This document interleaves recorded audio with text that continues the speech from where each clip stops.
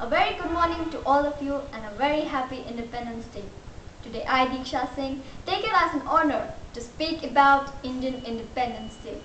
It was on this day, on 15th August 1947, that India woke up with freedom from the stranglehold of the mighty British. Who could forget that midnight when our tricolour flag was given due respect when it was hoisted by Pandit Jawaharlal Nehru? Since that day, this day is celebrated with pride and honor across the length and breadth of the country. Cultural programs and flag hoisting ceremonies are the predominant affairs of the day. People indulge themselves in remembering and paying homage to the heroes of the freedom struggle. The Prime Minister hoists the national flag at the Red Fort in New Delhi. Who can forget how much it took for us to get independence, how much we lost and how much blood we shed? The British ruled our country for more than 200 years. They made the golden bird die with the passage of every single day. It was a period of chaos and injustice. Our treasures were looted and we were pushed into poverty and agony from all sides.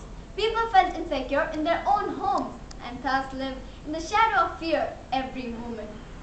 But our almighty freedom fighters like Bhagat Singh, Rajguru, Sukhdev, Rani Lakshmi Bai, Mangal Pandey, Mahatma Gandhi, Subhash Chandra Bose, and many more to come stood in front of the mighty British army and fought for freedom.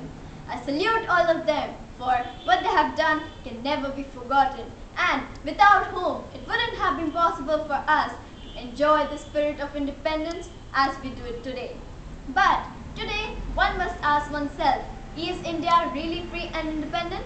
There are many reasons to prove this statement wrong. Other countries are still invading India. Corruption rules the country.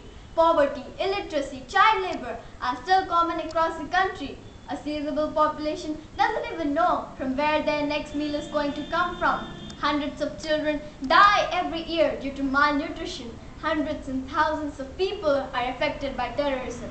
And still we say India is free and independent?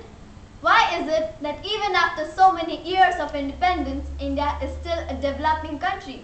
What is it that is holding us back from being the superpower of the world? India might have achieved independence on paper, but has it attained it in a real sense?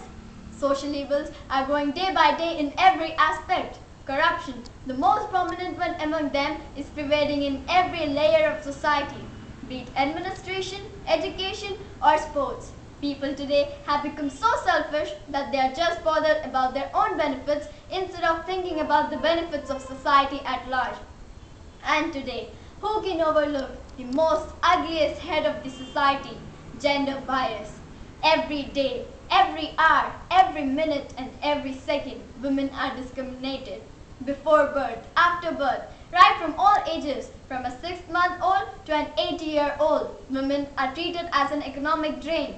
On one side, people worship women goddesses, and on the other side, women suffer from subhuman treatment and exploitation. Why is this happening? Don't they have right to live? Can they live an independent life? Can they be treated equally on par with men? This cannot happen until this society brings a change in their attitude and ugly mentality. Those who deny others from freedom do not deserve it themselves. I am delighted and proud that today women are coming forward, crossing all the barriers and fighting for their rights. They are proving themselves better than men and making tremendous contributions towards the country's development. Government may take measures to stop all these social evils, but will that help us until we ourselves are not determined to bring a change in the society? Each one of us must realize the importance of the slogan, Satyamev Jayate. Let us not let the sacrifice of our martyrs go in vain. Let the truth win. Let the optimism, the brighter side of who we are, dominate the society. Then such social evils will never feed like parasites on our society. After doing this, we can actually be independent from all the negativities, moving towards a progressive India. This India will mark a glorious past and a brighter tomorrow.